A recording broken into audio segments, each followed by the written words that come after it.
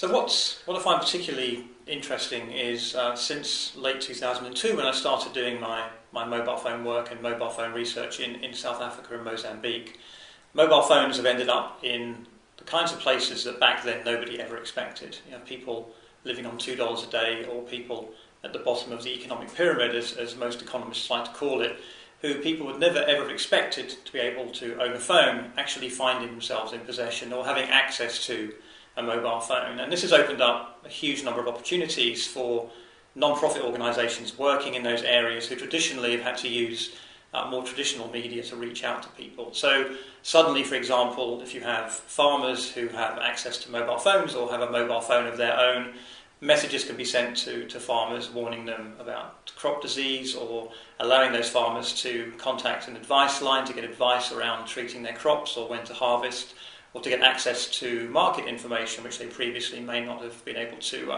find out about. On a wider health side, people who may have traditionally had to travel a day or two to a local clinic to take medicine or have their medicines checked or have their compliance checked to perhaps TB medication or HIV/AIDS medication, they can now be reminded by a text message. So that makes it vastly more efficient for the health centre involved, but also means that the patient doesn't lose a day out of their field or whatever, having to travel all the way for a very, very short appointment, and perhaps even find that the hospital's not open, or the doctor's not around, or they can't be seen. In terms of things like election monitoring as well, there's a large movement now around using mobile phones to what people are calling crowdsourced data.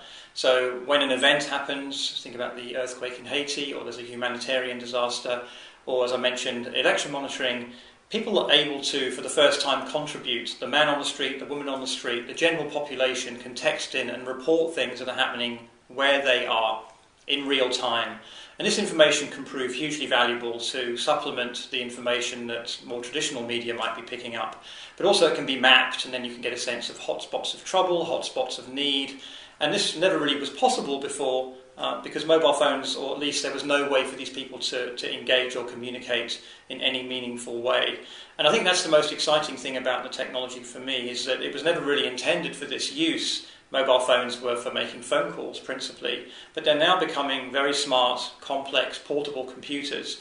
Many people now in Africa, for example, their first experience of the internet will be through their mobile phone, not a computer. And many people will make their first phone call on a mobile phone and not on a landline. So when we think about mobile phones as a leapfrogging technology, that really is what's happened. In places where there was no communications infrastructure at all, people suddenly have a mobile phone and suddenly can access information, be connected to the outside world, and can engage and contribute in ways that wasn't possible before. And I think it's the thinking and the innovation and the whole excitement around the potential of what mobile phones can do for development which excites me and increasingly excites many other people on the continent.